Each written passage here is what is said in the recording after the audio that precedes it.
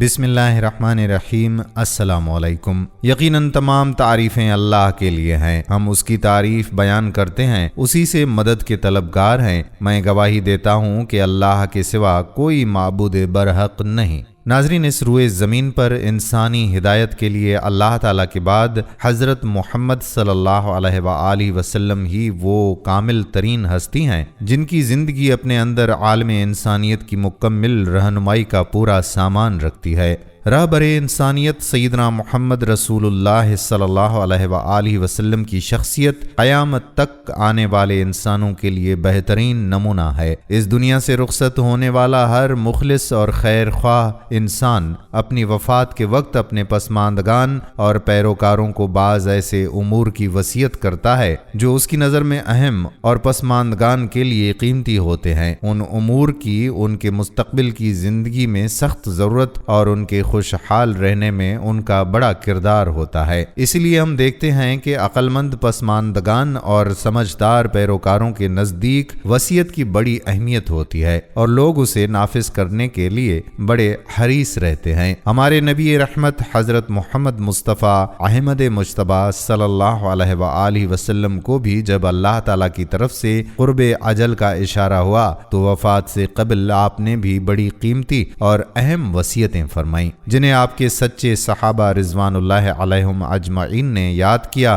اس پر عمل پیرا رہے اور اپنے بعد آنے والے تمام مسلمانوں تک اسے پہنچایا۔ لیکن آج امت کی بڑی بدقسمتی ہے کہ وہ ان وصیتوں کو بھولے ہوئے ہیں یا کہیے کہ بھلائے ہوئے ہیں۔ نبی کریم صلی اللہ علیہ وآلہ وسلم کی بیان شدہ وصیتیں صرف مخصوص افراد اور مخاطبین ہی کے لیے نہیں بیان کی گئیں بلکہ ان کے ذریعے سے پوری امت کو خطاب کیا گیا ہے۔ ان وصیتوں میں مخاطبین کی دنیا و آخرت دونوں کی سربلندی اور فلاح و نجات کا سامان موجود ہے جو یقیناً تا قیامت آنے والوں کے لیے سرچشمہ ہدایت اور نجات ہے۔ ان وصیتوں میں نماز، کتاب و سنت کے التزام، اہل بیت، انصار، حکمرانوں کی اطاعت، مسلمانوں کی حرمت، عورتوں کے حقوق، خادموں، امانت، یہود و نصارہ کو جزیرہ عرب سے نکالنے، شرک سے بچنے، بدعات سے اجتناب کرنے، لڑائی جھگڑے سے بچنے، سود کی ممانعت اور دعوت دین کے متعلق وصیتیں شامل ہیں۔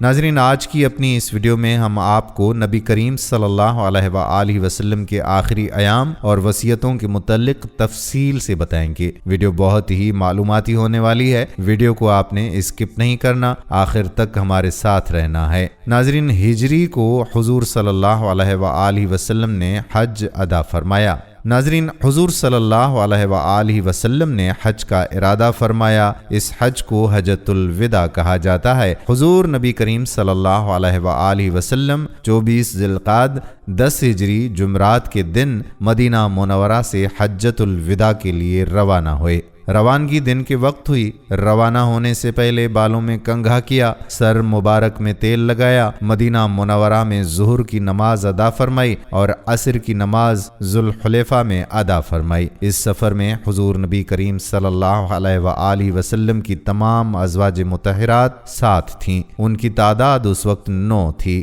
حضور نبی کریم صلی اللہ علیہ وآلہ وسلم اپنی اونٹنی قصوہ پر سوار تھے۔ یہ اونٹنی جب آپ صلی اللہ علیہ وآلہ وسلم کو لے کر اٹھی تو آپ صلی اللہ علیہ وآلہ وسلم اس وقت احرام میں تھے۔ قصوہ پر اس وقت ایک پرانا کجاوا تھا جو 4 درہم قیمت کر رہا ہوگا اور آپ صلی اللہ علیہ وآلہ وسلم کے اوپر چادر بھی معمولی سی قیمت کی تھی۔ اس وقت آپ صلی اللہ علیہ وآلہ وسلم یہ دعا پڑھ رہے تھے: اے اللہ، اس حج کو مقبول بنا دے اور ایسا بنا دے جس میں نہ تو ریاکاری اور دھوکہ ہو اور نہ دکھاوا اور ظاہرداری ہو۔ سفر کے دوران حضرت جبرائیل علیہ السلام حاضر ہوئے۔ انہوں نے عرض کیا: یا رسول اللہ صلی اللہ علیہ وآلہ وسلم، آپ اپنے صحابہ کو حکم دیں کہ تلبیہ میں اپنی آواز بلند کریں۔ یہ حج کا شعار ہے: لبیک اللہم لبیک، لبیک لا شریک لک لبیک، ان الحمد والنعمت ولہ الملک لا شریک لک لبیک اللہم لبیک۔ حاضر ہوں اے اللہ، میں حاضر ہوں، تیرا کوئی شریک نہیں، تیرے ہی لیے تعریفیں ہیں، نعمتیں اور بادشاہت تیری ہے، تیرا کوئی شریک نہیں۔ حاضر ہوں میرے اللہ، میں حاضر ہوں۔ حضور نبی کریم صلی اللہ علیہ وآلہ وسلم نے صحابہ کو ایسا کرنے کا حکم فرمایا۔ انہوں نے بلند آواز میں تلبیہ شروع کر دیا۔ راستے میں حضور نبی کریم صلی اللہ علیہ وآلہ وسلم نے ایک مقام پر قیام کیا اور رات وہاں بسر کی۔ صبح کی نماز پڑھ کر وہاں سے روانہ ہوئے، یہاں تک کہ مکہ کے سامنے پہنچ گئے اور وہیں قیام فرمایا۔ پھر دن میں چاشت کے وقت مکہ معظمہ میں داخل ہوئے، باب عبد مناف سے خانہ کعبہ میں داخل ہوئے۔ یہ دروازہ باب السلام کے نام سے مشہور ہے۔ بیت اللہ پر نظر پڑتے ہی آپ صلی اللہ علیہ وآلہ وسلم نے ان الفاظ میں دعا فرمائی: اے اللہ، تو خود سلامتی والا ہے اور تیری ہی طرف سے سلامتی آتی ہے، بس اے ہمارے پروردگار، تو ہمیں سلامتی کے ساتھ زندہ رکھ اور اس گھر کی عزت اور دبدبے میں اضافہ ہی اضافہ فرما۔ پھر بیت اللہ کے گرد طواف کیا، 7 چکر لگائے۔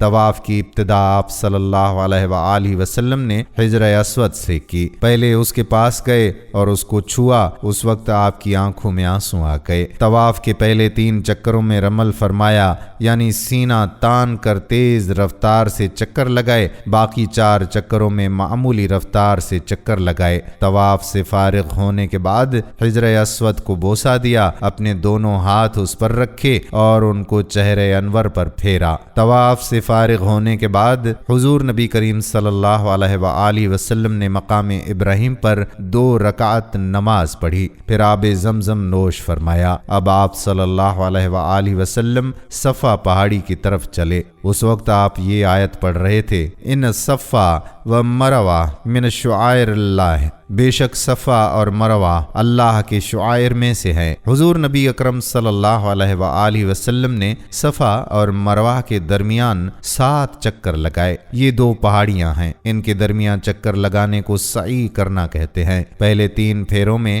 آپ تیز تیز اور باقی 4 میں عام رفتار سے چلے۔ جب صفا پر چڑھتے اور کعبہ کی طرف منہ کر لیتے تو اس وقت اللہ کی توحید بیان فرماتے: اللہ تعالیٰ کے سوا کوئی معبود نہیں، اللہ سب سے بڑا ہے، اللہ تعالیٰ کے سوا کوئی معبود نہیں، وہ تنہا ہے، اس نے اپنا وعدہ پورا کر دیا، اپنے بندوں کی مدد کی اور اس نے تنہا متحدہ لشکروں کو شکست دی۔ مروہ پر پہنچ کر بھی حضور نبی کریم صلی اللہ علیہ وآلہ وسلم نے اللہ کی حمد و ثنا بیان فرمائی۔ صفا اور مروہ کے درمیان سعی کے بعد حضور نبی کریم صلی اللہ علیہ وآلہ وسلم نے ان لوگوں کو احرام کھولنے کا حکم فرمایا جن کے ساتھ قربانی کے جانور نہیں تھے۔ جن کے ساتھ قربانی کے جانور تھے انہیں حکم فرمایا کہ وہ احرام کو برقرار رکھیں۔ 8 ذی الحج کو حضور نبی کریم صلی اللہ علیہ وآلہ وسلم منا کے لیے روانہ ہوئے۔ منا کی طرف روانگی پہلے ان تمام لوگوں نے احرام باندھ لیے جو پہلے احرام کھول چکے تھے۔ منا میں حضور نبی کریم صلی اللہ علیہ وآلہ وسلم نے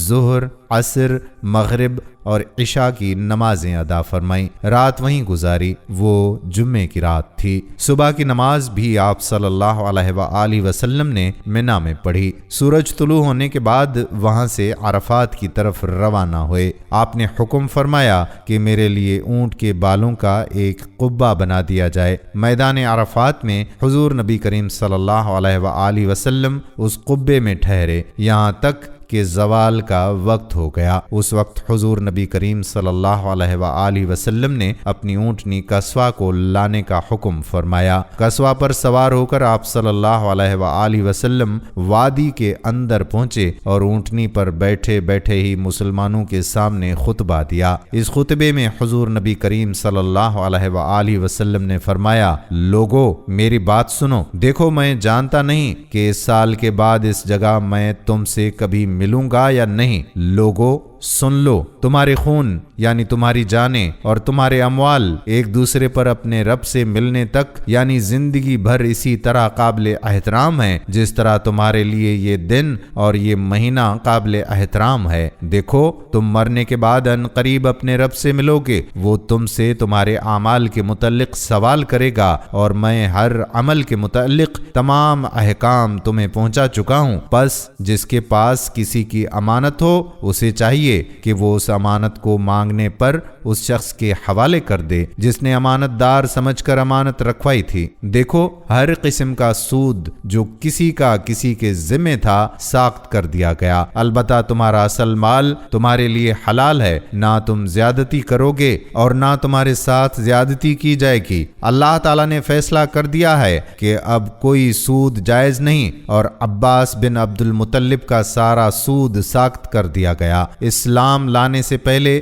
زمانہ جاہلیت میں جو بھی قتل کا مقدمہ تھا وہ بھی ختم کر دیا گیا۔ اب اس کا انتقام نہیں لیا جائے گا، اور سب سے پہلے جو قتل کا بدلہ میں ختم کرتا ہوں وہ ابن ربیہ بن حارث بن عبد المطلب کا قتل ہے۔ اور ابن ربیہ نے بنو لیس میں دودھ پیا تھا، حزیل نے اسے قتل کر دیا تھا۔ بس یہ پہلا قتل ہے جس سے میں معافی کی ابتدا کر رہا ہوں۔ لوگوں، غور سے سنو، شیطان اس بات سے مایوس ہو چکا ہے، اب اس سرزمین پر کبھی اس کی عبادت نہ کی جائے گی، لیکن اگر اس کی اطاعت کرو گے تو وہ تمہارے ان گناہوں سے جنہیں تم معمولی سمجھتے ہو راضی ہو جائے گا۔ اس لیے تم لوگ دین کے معاملے میں شیطان سے بچتے اور ڈرتے رہو۔ لوگوں، غور سے سنو، تمہاری عورتوں پر تمہارا حق ہے اور تم پر ان عورتوں کا حق ہے۔ عورتوں کے ساتھ حسن سلوک اور بھلائی کرتے رہو، کیونکہ وہ تمہارے پاس قیدیوں کی طرح ہیں۔ تم نے انہیں اللہ کی امانت کے طور پر حاصل کیا ہے۔ لوگوں، میری بات سمجھنے کی کوشش کرو، میں نے تو ہر حکم پہنچا دیا اور تمہارے اندر وہ چیز چھوڑی ہے کہ اگر اسے مضبوطی سے پکڑے رکھا تو کبھی گمراہ نہ ہوگے، اور وہ کھلی ہوئی چیز ہے کتاب اور سنت رسول اللہ۔ لوگوں، میری بات سن کر غور کرو، خوب سمجھ لو کہ ہر مسلمان دوسرے کا بھائی ہے، تمام مسلمان بھائی بھائی ہیں، لہٰذا کسی بھی آدمی کے لیے اپنے بھائی کو کوئی چیز بلا اجازت حلال نہیں، ہاں مگر اس وقت جب وہ دل کی خوشی سے کوئی چیز خود دے دے۔ بس تم لوگ اپنے آپ پر کسی بھی حالت میں ظلم مت کرنا۔ لوگوں، بتاؤ، میں نے تبلیغ کا حق ادا کر دیا؟ لوگوں نے جواب دیا، ہاں یقیناً یقیناً۔ اس پر حضور نبی کریم صلی اللہ علیہ وآلہ وسلم نے آسمان کی طرف رخ کیا اور شہادت کی انگلی اٹھا کر فرمایا، اللہم اشہد، اللہم اشہد، اللہم اشہد، اے اللہ گواہ ہو جاؤ، اے اللہ گواہ ہو جاؤ، اے اللہ گواہ ہو جاؤ۔ خطبے سے فارغ ہو کر حضور نبی کریم صلی اللہ علیہ وآلہ وسلم نے حضرت بلال رضی اللہ تعالی عنہ کو آذان کا حکم دیا۔ آذان کے بعد ظہر کی تکبیر کہی گئی اور نماز ادا کی گئی، پھر عصر کی نماز کے لیے تکبیر کہی گئی اور نماز ادا کی گئی، یعنی دونوں نمازیں ایک ساتھ ادا کی گئیں۔ دونوں نمازوں کے لیے آذان ایک کہی گئی اور تکبیریں الگ الگ ہوئیں۔ عرفات میں ایک جماعت خدمت اقدس میں حاضر ہوئی، انہوں نے پوچھا، حج کس طرح کیا جاتا ہے؟ حضور نبی اکرم صلی اللہ علیہ وآلہ وسلم نے ارشاد فرمایا، حج دراصل وقوف عرفات کا نام ہے، یعنی عرفات میں ٹھہرنا حج کرنا ہے۔ عرفات کا پورا میدان وقوف کی جگہ ہے۔ اب آپ صلی اللہ علیہ وآلہ وسلم نے مشعر الحرام یعنی مزدلفہ کی طرف روانگی کے لیے تیاری شروع کی اور مزدلفہ کے لیے روانہ ہوئے۔ اس وقت آپ صلی اللہ علیہ وآلہ وسلم نے حضرت اسامہ بن زید رضی اللہ تعالی عنہ کو اپنے پیچھے بٹھایا۔ آپ صلی اللہ علیہ وآلہ وسلم لوگوں کو اطمینان سے چلنے کا حکم فرما رہے تھے۔ اس طرح مزدلفہ پہنچے، یہاں مغرب اور عشاء کی نمازیں ایک ساتھ ادا فرمائیں۔ یہ دونوں نمازیں عشاء کے وقت پڑھی گئیں۔ عورتوں اور بچوں کے لیے آپ صلی اللہ علیہ وآلہ وسلم نے حکم فرمایا کہ آدھی رات کے 1 گھنٹے بعد مزدلفہ سے میدان روانہ ہو جائیں تاکہ وہاں ہجوم ہونے سے پہلے شیطان کو کنکریاں مار سکیں۔ فجر کا وقت ہوا، حضور نبی کریم صلی اللہ علیہ وآلہ وسلم نے مزدلفہ میں منہ اندھیرے ہی نماز پڑھائی، پھر سورج نکلنے سے پہلے مزدلفہ سے منا کی طرف روانہ ہوئے۔ جمرات العقبہ یعنی بڑے شیطان پر پہنچ کر آپ صلی اللہ علیہ وآلہ وسلم نے 7 کنکریاں ماریں۔ شیطانوں کو کنکریاں مارنے کے عمل کو رمی کہا جاتا ہے۔ یہ کنکریاں مزدلفہ سے چن لی جاتی ہیں۔ ہر کنکری مارتے وقت آپ صلی اللہ علیہ وآلہ وسلم نے فرمایا، اللہ اکبر۔ اس وقت بھی آپ اونٹنی پر سوار تھے۔ حضرت بلال رضی اللہ تعالی عنہ اور حضرت اسامہ رضی اللہ تعالی عنہ نے آپ صلی اللہ علیہ وآلہ وسلم کی اونٹنی کی لگام پکڑ رکھی تھی، اور حضرت اسامہ رضی اللہ تعالی عنہ آپ صلی اللہ علیہ وآلہ وسلم کے اوپر کپڑے سے سایہ کیے ہوئے تھے۔ اس موقع پر حضور کریم صلی اللہ علیہ وآلہ وسلم نے مسلمانوں کو خطبہ دیا، اس میں ایک دوسرے کے مال اور عزت کو حرام قرار دیا۔ آپ صلی اللہ علیہ وآلہ وسلم نے ذو الحج کی 10ویں تاریخ کو حرمت کا دن قرار دیا اور فرمایا، اے لوگو، تمہارا خون، تمہارا مال، تمہاری عزت اور ناموس تمہارے درمیان ایک دوسرے پر اسی طرح سے حرام ہے جس طرح یہ دن تمہارے لیے حرمت کا دن ہے، جس طرح اس شہر کی حرمت ہے اور جس طرح اس مہینے کی حرمت ہے۔ یہ الفاظ کئی بار فرمائے۔ آخر میں پوچھا، اے لوگو، کیا میں نے تبلیغ کا حق ادا کر دیا؟ لوگوں نے اقرار کیا۔ پھر آپ صلی اللہ علیہ وآلہ وسلم نے فرمایا، اب تم میں سے جو موجود ہے وہ غائب تک یہ تبلیغ پہنچا دے، میرے بعد تم کفر کی تاریکیوں میں لوٹ نہ جانا کہ آپس میں ایک دوسرے کی گردن مارنے لگو۔ حضور نبی کریم صلی اللہ علیہ وآلہ وسلم نے لوگوں سے یہ بھی فرمایا کہ وہ مجھ سے حج کے مناسک ارکان سیکھ لیں، کیونکہ ممکن ہے کہ مجھے اس کے بعد حج کا موقع نہ ملے، اور ایسا ہی ہوا۔ اس کے بعد حضور نبی کریم صلی اللہ علیہ وآلہ وسلم منا میں قربانی کی جگہ تشریف لائے اور 63 اونٹ قربان فرمائے۔ یہ سب جانور آپ صلی اللہ علیہ وآلہ وسلم مدینہ منورہ سے ہی ساتھ لائے تھے اور اپنے دستِ مبارک سے ذبح فرمائے، گویا اپنی عمر کے ہر سال کے بدلے ایک جانور اللہ کی راہ میں قربان فرمایا۔ قربانی کے گوشت میں سے آپ صلی اللہ علیہ وآلہ وسلم کے لیے کچھ گوشت پکایا گیا، آپ نے تناول فرمایا۔ باقی اونٹوں کو ذبح کرنے کے لیے آپ صلی اللہ علیہ وآلہ وسلم نے حضرت علی کرم اللہ وجہ الکریم کو حکم فرمایا۔ کل 100 اونٹ تھے، اس طرح سے 37 اونٹ حضرت علی کرم اللہ وجہ الکریم نے ذبح فرمائے۔ حضور نبی اکرم صلی اللہ علیہ وآلہ وسلم نے ان جانوروں کا گوشت اور دوسری چیزیں لوگوں میں تقسیم کرنے کا حکم فرمایا۔ منا کا تمام مقام قربانی کرنے کی جگہ ہے، اس کے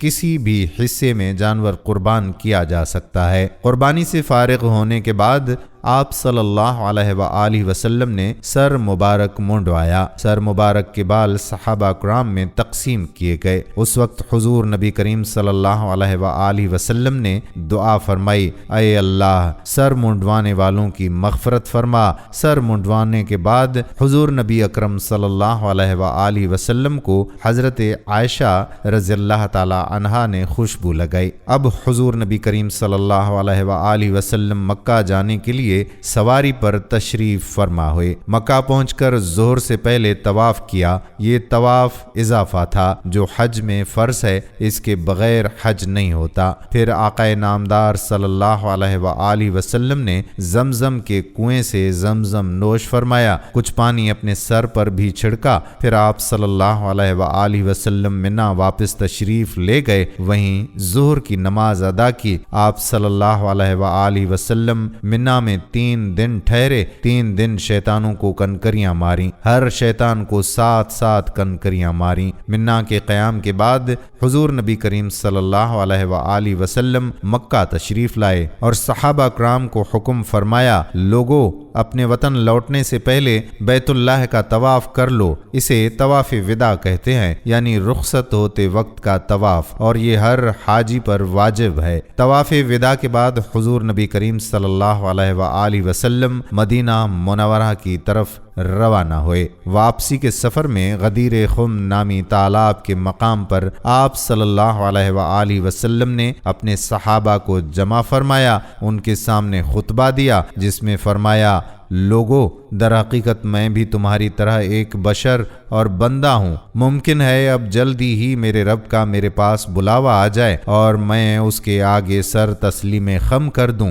میں اللہ تعالیٰ کے آگے جواب دہ ہوں اور تم بھی جواب دہ ہو۔ اب تم کیا کہتے ہو؟ صحابہ کرام رضوان اللہ علیہم اجمعین نے جواب دیا، ہم گواہی دیتے ہیں کہ بے شک آپ نے تبلیغ کا حق ادا کر دیا، اس میں پوری محنت فرمائی اور نصیحت تمام کر کر دی۔ تب حضور نبی کریم صلی اللہ علیہ وآلہ وسلم نے فرمایا، کیا تم اس کی گواہی نہیں دیتے کہ اللہ تعالیٰ کے سوا کوئی معبود نہیں، اور یہ کہ محمد اس کے بندے اور رسول ہیں، اور یہ کہ جنت، دوزخ اور موت برحق چیزیں ہیں، اور یہ کہ مرنے کے بعد دوبارہ زندہ ہونا برحق ہے، اور یہ کہ قیامت آنے والی چیز ہے، اس میں کسی شک و شبہ کی کوئی گنجائش نہیں، اور یہ کہ اللہ تعالیٰ ان لوگوں کو دوبارہ زندہ کر کے اٹھائے گا جو قبروں میں پہنچ چکے ہیں۔ صحابہ کرام نے عرض کیا، بے شک ہم ان سب باتوں کی گواہی دیتے ہیں۔ اس پر حضور نبی کریم صلی اللہ علیہ وآلہ وسلم نے فرمایا، اے لوگو گواہ ہو جاؤ۔ پھر فرمایا، لوگو قرآن پر جمے رہنا، میں تمہارے درمیان دو بھاری چیزیں چھوڑے جا رہا ہوں، ایک اللہ کی کتاب، دوسرے اپنے گھر والے یعنی اہل بیت۔ تم منتشر ہو کر پھوٹ مت ڈال لینا یہاں تک کہ تم حوض کوثر پر میرے پاس جمع ہو جاؤ۔ اس موقع پر حضرت علی کرم اللہ وجہ الکریم کے بارے میں حضور نبی کریم صلی اللہ علیہ وآلہ وسلم نے یہ الفاظ ارشاد فرمائے، لوگو میں جس کا مولا اور آقا ہوں، علی بھی اس کا مولا ہے۔ اے اللہ، جو علی کا مددگار ہو تو بھی اس کا مددگار ہو جا، اور جو علی سے دشمنی رکھے تو بھی اس سے دشمنی رکھ، جو علی سے محبت رکھے تو بھی اس سے محبت رکھ، جو علی سے بغض رکھے تو بھی اس سے بغض رکھ، جو علی کی مدد کرے تو بھی اس کی مدد کر، جو علی کی عیادت کرے تو بھی اس کی اعانت کر، جو علی کو رسوا کرے تو اسے رسوا فرما،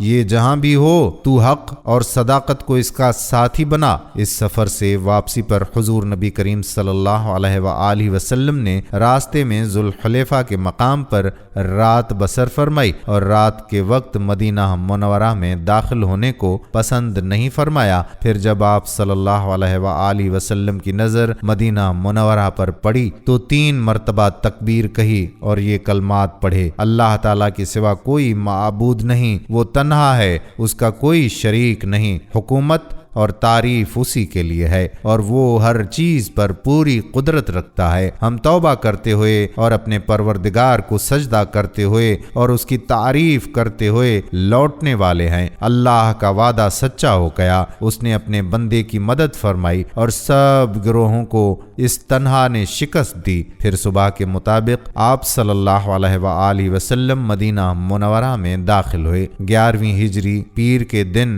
جبکہ ماہ سفر کی آخری تاریخیں تھیں، حضور نبی کریم صلی اللہ علیہ وآلہ وسلم نے رومیوں کی عظیم سلطنت کے خلاف تیاری کا حکم فرمایا۔ اس سے اگلے دن حضور نبی کریم صلی اللہ علیہ وآلہ وسلم نے حضرت اسامہ بن زید رضی اللہ تعالی عنہ کو بلا کر فرمایا کہ اس مقام کی طرف بڑھو جہاں تمہارے والد شہید ہوئے تھے، اور اس علاقے کو اسلامی شہ سواروں سے پامال کرو، میں تمہیں اس لشکر کا امیر بناتا ہوں۔ نہایت تیزی سے سفر کر کے اپنی منزل کی طرف بڑھو تاکہ جاسوسوں کی اطلاعات سے پہلے دشمن کے سر پر پہنچ جاؤ۔ اگر اللہ تعالیٰ ان پر تمہیں فتح عطا فرمائے تو ان لوگوں کے درمیان زیادہ دیر مت ٹھہرنا اور اپنے ساتھ جاسوس اور مخبر لے جانا۔ اگلے روز بدھ کے دن رسول اللہ صلی اللہ علیہ وآلہ وسلم کے سر انور میں شدید درد شروع ہو گیا، اس کے بعد بخار بھی ہو گیا۔ جمعرات کے دن آپ صلی اللہ علیہ وآلہ وسلم نے تکلیف کے باوجود اپنے دست مبارک سے حضرت اسامہ بن زید رضی اللہ تعالی عنہ کو پرچم بنا کر دیا۔ پھر فرمایا، اللہ کا نام لے کر اس کے راستے میں جہاد کے لیے جاؤ، اور جن لوگوں نے اللہ کے ساتھ کفر کیا ہے ان سے جنگ کرو۔ حضرت اسامہ بن زید رضی اللہ تعالی عنہ اپنا پرچم لے کر اسلامی لشکر کے ساتھ روانہ ہوئے۔ وہ اس وقت بالکل نوجوان تھے۔ اس نوجوانی کی حالت میں حضور کریم صلی اللہ علیہ وآلہ وسلم نے انہیں لشکر کا سالار مقرر فرمایا تھا، جبکہ صحابہ کرام رضوان اللہ علیہم اجمعین میں بڑے بڑے ممتاز اور تجربہ کار لوگ موجود تھے۔ اس بنیاد پر صحابہ کرام رضوان اللہ علیہم اجمعین میں سے کچھ حضرات نے اس بات کو محسوس کیا کہ جب اتنے بڑے اور تجربے کار حضرات موجود ہیں تو ایک نو عمر کو سپہ سالار کیوں مقرر فرمایا گیا؟ جب حضور نبی کریم صلی اللہ علیہ وآلہ وسلم کو ان باتوں کی خبر ہوئی تو سخت ناراض ہوئے، یہاں تک کہ اسی وقت اپنے حجر مبارک سے باہر تشریف لائے۔ اس وقت آپ صلی اللہ علیہ وآلہ وسلم کے سر مبارک پر پٹی بندھی ہوئی تھی اور بدن مبارک پر ایک چادر تھی۔ حضور نبی کریم صلی اللہ علیہ وآلہ وسلم مسجد میں داخل ہوئے اور ممبر پر تشریف لائے، اللہ کی حمد و ثنا بیان فرمائی، پھر صحابہ کرام کو مخاطب فرمایا، لوگو یہ کیسی باتیں ہیں جو اسامہ کو امیر بنانے پر تم لوگوں کی طرف سے مجھ تک پہنچی ہیں؟ اس سے پہلے جب میں نے اسامہ کے والد کو امیر بنایا تھا تو اس وقت بھی اس قسم کی کچھ باتیں سننے میں آئی تھیں۔ قسم ہے اللہ عز و جل کی کہ وہ یعنی زید بن حارثہ امیر بننے کے لیے موزوں ترین آدمی تھے، اور اب ان کے بعد ان کا بیٹا امیر بننے کے لیے موزوں ترین ہے۔ یہ دونوں باپ بیٹے ایسے ہیں کہ ان سے خیر ہی کی گمان کی جا سکتی ہے، لہذا اسامہ کے بارے میں خیر ہی کا گمان رکھو، کیونکہ وہ تم میں سے بہتر لوگوں میں سے ایک ہے۔ اب جو صحابہ حضرت اسامہ کے لشکر میں حضور نبی کریم صلی اللہ علیہ وآلہ وسلم سے ملاقات کے لیے آنے لگے، اس وقت آپ صلی اللہ علیہ وآلہ وسلم کی طبیعت کافی ناساز تھی۔ اس کے باوجود فرما رہے تھے، اسامہ کے لشکر کو روانہ کر دو۔ اپنی طبیعت کی خرابی کے پیش نظر حضور نبی کریم صلی اللہ علیہ وآلہ وسلم نے حضرت ابو بکر کو لشکر کے ساتھ جانے سے روک دیا تھا اور انہیں حکم فرمایا تھا کہ وہ لوگوں کو نماز پڑھائیں۔ اتوار کے دن آپ صلی اللہ علیہ وآلہ وسلم کی تکلیف میں اضافہ ہو گیا۔ حضرت اسامہ رضی اللہ تعالی عنہ اپنے لشکر کے ساتھ مدینہ منورہ سے باہر ٹھہر گئے تھے۔ وہاں سے آپ صلی اللہ علیہ وآلہ وسلم کی ملاقات کے لیے آئے۔ جب وہ حضور نبی کریم صلی اللہ علیہ وآلہ وسلم کے حجر مبارک میں داخل ہوئے تو آپ آنکھیں بند کیے ہوئے نڈھال سی حالت میں لیٹے ہوئے تھے۔ حضرت اسامہ نے آہستہ سے آپ صلی اللہ علیہ وآلہ وسلم کا سر مبارک دبایا اور پیشانی کو بوسہ دیا۔ آپ صلی اللہ تعالی علیہ وآلہ وسلم نے کوئی بات نہ کی، دونوں ہاتھ اوپر کی طرف اٹھائے اور ان کو اسامہ پر رکھ دیا۔ حضرت اسامہ رضی اللہ تعالی عنہ سمجھ گئے کہ آپ ان کے لیے دعا فرما رہے ہیں۔ اس کے بعد حضرت اسامہ پھر اپنے لشکر میں لوٹ آئے۔ لشکر اس وقت روانہ ہونے کی تیاری کر رہا تھا کہ مدینہ سے پیغام آیا کہ حضور صلی اللہ علیہ وآلہ وسلم کی طبیعت ناساز ہو گئی ہے، آپ نہ جائیں۔ اس طرح یہ لشکر روانہ نہ ہو سکا۔ طبیعت خراب ہونے سے پہلے ایک روز حضور نبی کریم صلی اللہ علیہ وآلہ وسلم آدھی رات کے وقت قبرستان جنت البقیع میں تشریف لے گئے اور وہاں ہر مومن کے لیے مغفرت کی دعا فرمائی۔ قبرستان سے واپس لوٹے تو سر مبارک میں شدید درد شروع ہو گیا۔ حضور نبی کریم صلی اللہ علیہ وآلہ وسلم نے حضرت عائشہ کو سر درد کے بارے میں بتایا۔ انہوں نے سر دبانا شروع کیا، سر درد کے ساتھ بخار بھی شروع ہو گیا۔ مرض شروع ہونے کے بعد بھی حضور نبی کریم صلی اللہ علیہ وآلہ وسلم اپنی تمام ازواج کے ہاں باری کے مطابق تشریف لے جاتے تھے۔ جس دن آپ صلی اللہ علیہ وآلہ وسلم حضرت میمونہ رضی اللہ تعالی عنہا کے ہاں تشریف لے گئے، اس دن مرض میں شدت پیدا ہو گئی۔ ناظرین، یہ 11 ہجری کا ماہ ربیع الاول تھا، وہی ماہ ربیع الاول جس میں 63 برس پہلے نبی رحمت کی ولادت با سعادت کی وجہ سے اس جہان رنگ و بو میں بہار آئی تھی۔ مگر اب کے ماہ ربیع الاول بہار نہیں بلکہ پیغام خزاں لے کر آیا تھا۔ اس ماہ کے شروع ہونے سے پہلے ہی نبی پاک صلی اللہ علیہ وآلہ وسلم بیمار ہو گئے تھے۔ 10 یا 11 ربیع الاول تک آتے آتے نقاہت کا یہ عالم ہو گیا تھا کہ آپ خود سے چل بھی نہیں سکتے تھے۔ ہفتہ یا اتوار کا دن تھا۔ حضرت ابو بکر کی امامت میں نماز ظہر کی جماعت کھڑی ہو چکی تھی۔ بخاری و مسلم میں یہ واقعہ موجود ہے کہ نبی اپنے چچا سیدنا عباس رضی اللہ تعالی عنہ اور اپنے چچیرے بھائی اور داماد سیدنا علی المرتضی شیر خدا کے کندھوں کو سہارا لیے مسجد شریف میں تشریف لائے۔ حضرت ابو بکر صدیق پیچھے ہٹنے لگے۔ نبی نے اشارہ فرمایا کہ پیچھے مت ہٹو بلکہ نماز پڑھاتے رہو۔ پھر آپ سیدنا ابو بکر صدیق رضی اللہ تعالی عنہ کی ایک جانب بیٹھ کر نماز میں شامل ہو گئے۔ اب حضرت ابو بکر نبی کی اقتداء کرتے تھے اور باقی سب لوگوں نے حضرت ابو بکر صدیق کی تکبیروں پر نماز ادا کی۔ رحلت سے صرف ایک دن پہلے اتوار کے روز آپ نے اپنے تمام غلام آزاد فرما دیے، جن کی کی تعداد 40 اور بعض روایات کے مطابق 63 تھی۔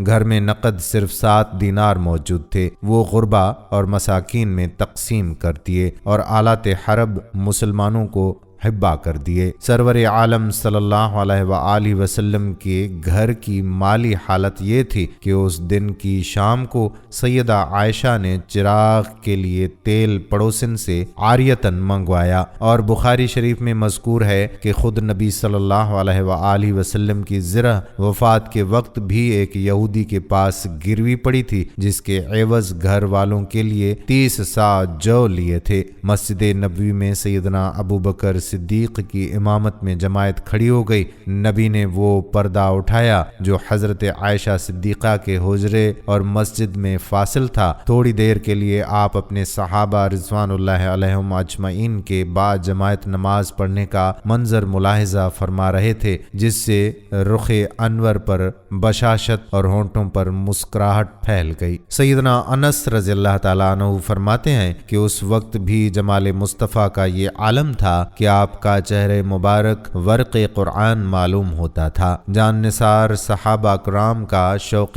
دیدار اور فرحت کی بےتابی سے یہ حال ہو گیا کہ جیسے رخ مصطفیٰ کی طرف متوجہ ہو جائیں گے۔ وفات سے 4 روز پہلے جمعرات کو سیدہ عائشہ سے ارشاد فرمایا کہ اپنے والد ابو بکر اور اپنے بھائی عبد الرحمن بلا لیجیے۔ اسی سلسلے میں فرمایا کہ دوات کاغذ لے آؤ، میں ایک تحریر لکھوا دوں جس کے بعد تم گمراہ نہیں ہو کہ یہ شدت مرض میں حضور سرور عالم کا ایک خیال تھا۔ عمر فاروق نے یہ رائے ظاہر کی کہ حضور کو اس حال میں تکلیف دینا مناسب نہیں ہے، اب تکمیل شریعت کا کوئی ایسا نقطہ باقی نہیں رہا جس میں قرآن کافی نہ ہو۔ بعض دوسرے صحابہ نے اس رائے سے مطابقت نہ کی۔ جب شور زیادہ ہوا تو بعض نے کہا کہ خود حضور سے دریافت کر لیا جائے۔ ارشاد فرمایا، مجھے چھوڑ دو، میں جس مقام پر ہوں وہ اس سے بہت دور ہے جس کی طرف تم مجھے بلا رہے ہو۔ اسی روز 3 وصیتیں اور فرمائیں۔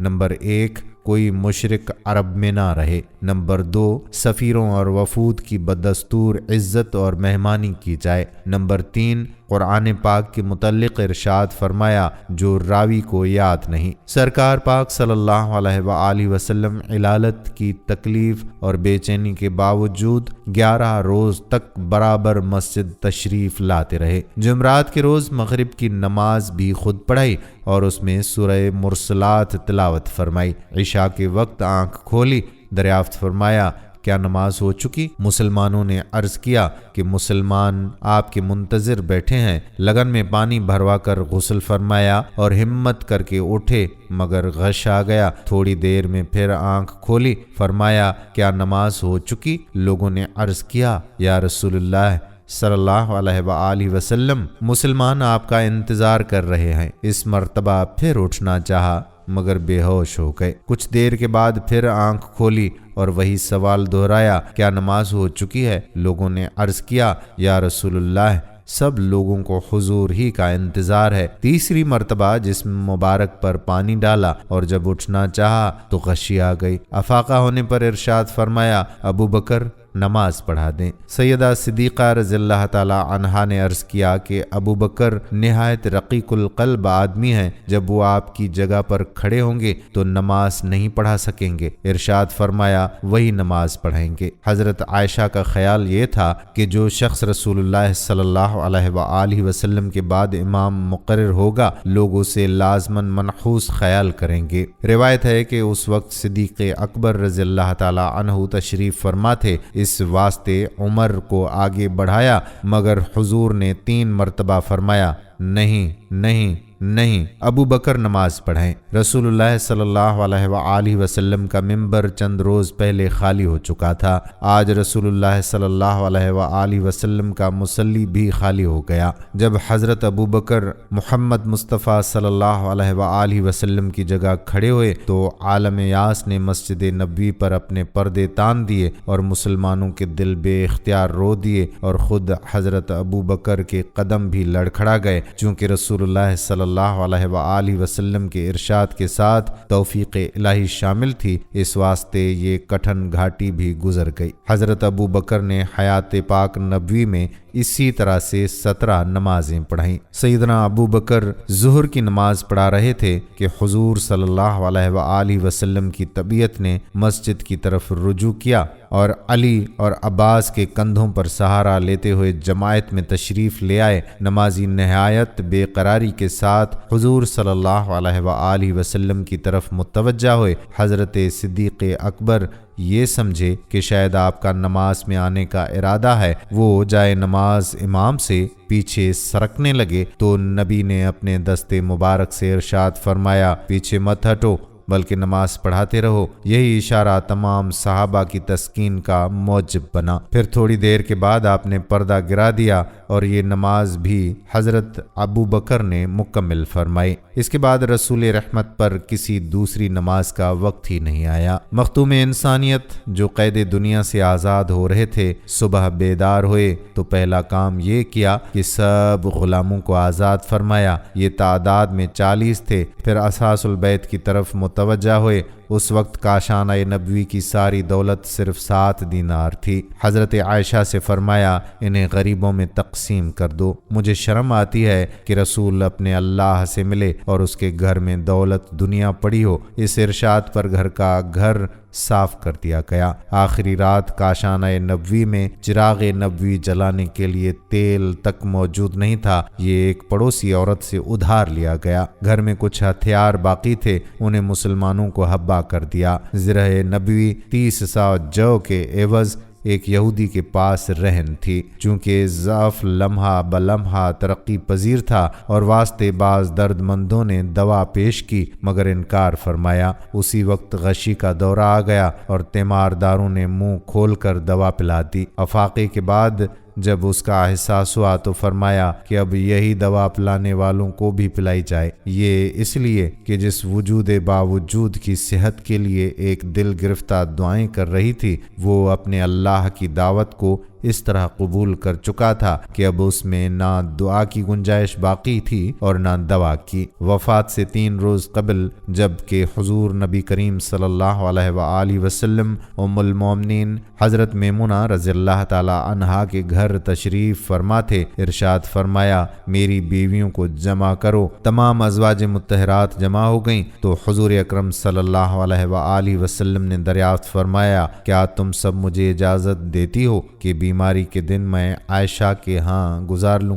سب نے کہا، اے اللہ کے رسول، آپ کو اجازت ہے۔ پھر اٹھنا چاہا لیکن اٹھ نہ پائے تو حضرت علی بن ابی طالب اور حضرت فضل بن عباس رضی اللہ تعالی عنہما آگے بڑھے اور نبی علیہ الصلاۃ والسلام کو سہارے سے اٹھا کر سیدہ میمونہ رضی اللہ تعالی عنہا کے حجرے سے حضرت عائشہ کے حجرے کی طرف لے جانے لگے۔ اس وقت صحابہ کرام رضوان اللہ علیہم اجمعین نے حضور صلی اللہ علیہ وآلہ وسلم کو اس حال میں پہلی بار دیکھا تو گھبرا کر ایک دوسرے سے پوچھنے لگے کہ رسول اللہ صلی اللہ علیہ وآلہ وسلم کو کیا ہوا؟ چنانچہ صحابہ مسجد میں جمع ہونا شروع ہو گئے اور مسجد شریف میں ایک رش ہو گیا۔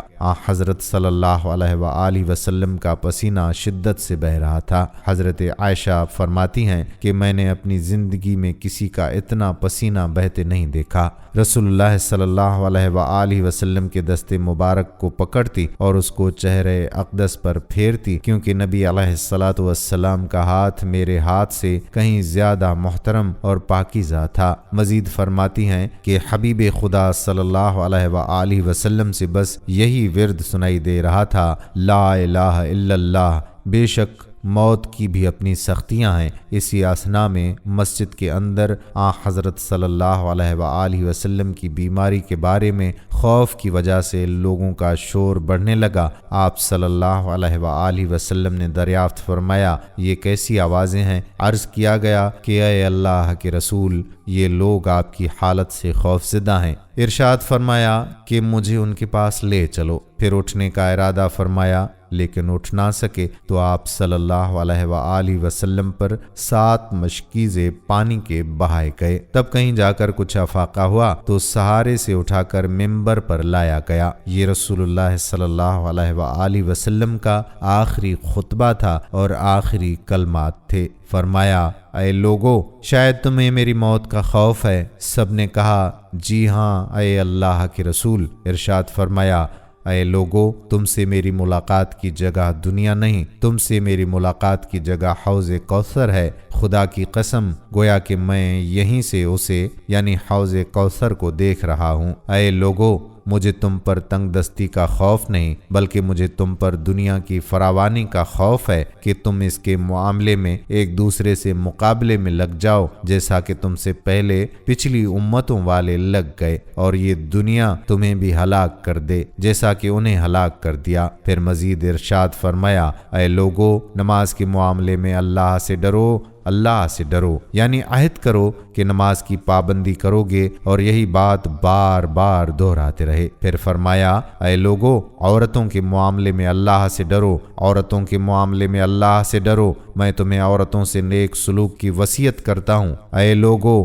ایک بندے کو اللہ نے اختیار دیا کہ دنیا کو چن لے یا اسے چن لے جو اللہ کے پاس ہے، تو اس نے اسے پسند کیا جو اللہ کے پاس ہے۔ اس جملے سے حضور صلی اللہ علیہ وآلہ وسلم کا مقصد کوئی نہ سمجھا، حالانکہ ان کی اپنی ذات مراد تھی، جبکہ حضرت ابو بکر وہ تنہا شخص تھے جو اس جملے کو سمجھے اور زار و قطار رونے لگے۔ بلند آواز سے گریہ کرتے ہوئے اٹھ کھڑے ہوئے اور پکارنے لگے، ہمارے ماں باپ دادا آپ پر قربان، ہماری مائیں آپ پر قربان، ہمارے بچے آپ پر قربان، ہمارے مال و دولت آپ پر قربان۔ روتے جاتے ہیں اور یہی الفاظ کہتے جاتے ہیں۔ صحابہ کرام رضوان اللہ علیہم اجمعین ناگواری سے حضرت ابو بکر کی طرف دیکھنے لگے کہ انہوں نے نبی صلی اللہ علیہ وآلہ وسلم کی بات کیسے قطع کر دی۔ اس پر نبی کریم صلی اللہ علیہ وآلہ وسلم نے حضرت ابو بکر کا دفاع ان الفاظ میں کیا، اے لوگو، ابو بکر کو چھوڑ دو کہ تم میں سے ایسا کوئی نہیں کہ جس نے ہمارے ساتھ کوئی بھلائی کی ہو اور ہم نے اس کا بدلہ نہ دے دیا ہو، سوائے ابو بکر کے کہ اس کا بدلہ میں نہیں دے سکا، اس کا بدلہ میں نے اللہ جل شانہ پر چھوڑ دیا۔ مسجد میں کھلنے والے تمام دروازے بند کر دیے جائیں سوائے ابو بکر کے دروازے کے کہ جو کبھی بند نہ ہوگا۔ آخر میں اپنی وفات سے قبل مسلمانوں کے لیے آخری دعا کے طور پر ارشاد فرمایا، اللہ تمہیں ٹھکانہ دے، تمہاری حفاظت کرے، تمہاری مدد کرے، تمہاری تائید کرے۔ اور آخری بات جو ممبر سے اترنے سے پہلے امت کو مخاطب کر کے ارشاد فرمائی وہ یہ کہ اے لوگو، قیامت تک آنے والے میرے ہر ایک امتی کو میرا سلام پہنچا دینا۔ پھر حضرت صلی اللہ علیہ وآلہ وسلم کو دوبارہ سہارے سے اٹھا کر گھر لے جایا گیا۔ اسی اثنا میں حضرت عبد الرحمن بن ابی بکر خدمت اقدس میں حاضر ہوئے۔ ان کے ہاتھ میں مسواک تھی۔ نبی صلی اللہ علیہ وآلہ وسلم مسواک کو دیکھنے لگے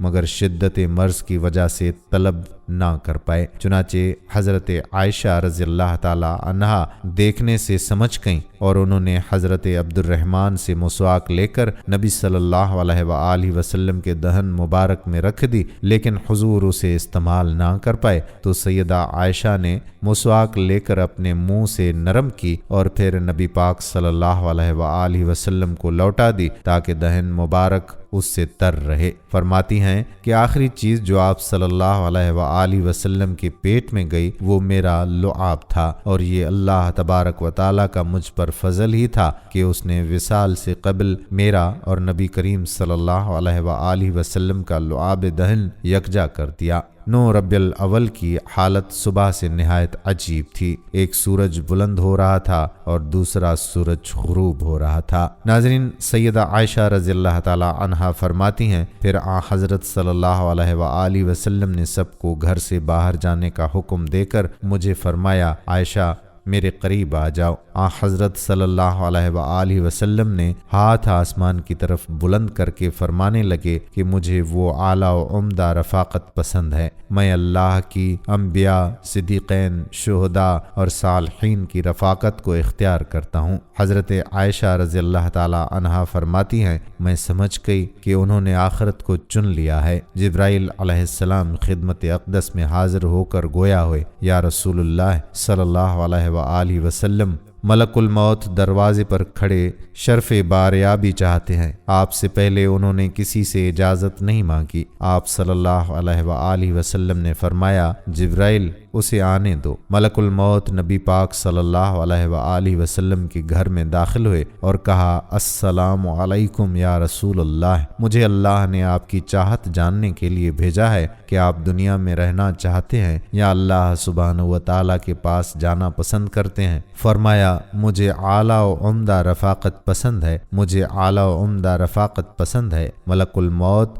حضرت صلی اللہ علیہ وآلہ وسلم کے سرہانے کھڑے ہوئے اور کہنے لگے، اے پاکیزہ روح، اے محمد بن عبداللہ کی روح، اللہ کی رضا اور خوشنودی کی طرف روانہ ہو، راضی ہو جانے والے پروردگار کی طرف جو غضبناک نہیں۔ سیدہ عائشہ فرماتی ہیں کہ آپ صلی اللہ علیہ وآلہ وسلم نے یک لخت ہاتھ اونچا کیا کہ گویا تشریف لے جا رہے ہیں، اور پھر زبان اقدس سے نکلا، بالرفیق الاعلیٰ، اب اور کوئی نہیں، صرف اسی کی رفاقت منظور ہے، بالرفیق الاعلیٰ، بالرفیق الاعلیٰ۔ تیسری آواز پر ہاتھ لٹک آئے۔ پھر نبی کریم صلی اللہ علیہ وآلہ وسلم کا ہاتھ نیچے آن رہا اور سر مبارک میرے سینے پر بھاری ہونے لگا۔ میں سمجھ گئی کہ حضرت صلی اللہ علیہ وآلہ وسلم کا وصال ہو گیا۔ یہ ربیع الاول 11 ہجری کا دن اور چاشت کا وقت تھا۔ عمر مبارک قمری حساب سے 63 سال اور 4 دن ہوئی۔ ناظرین، یہ تھا تذکرہ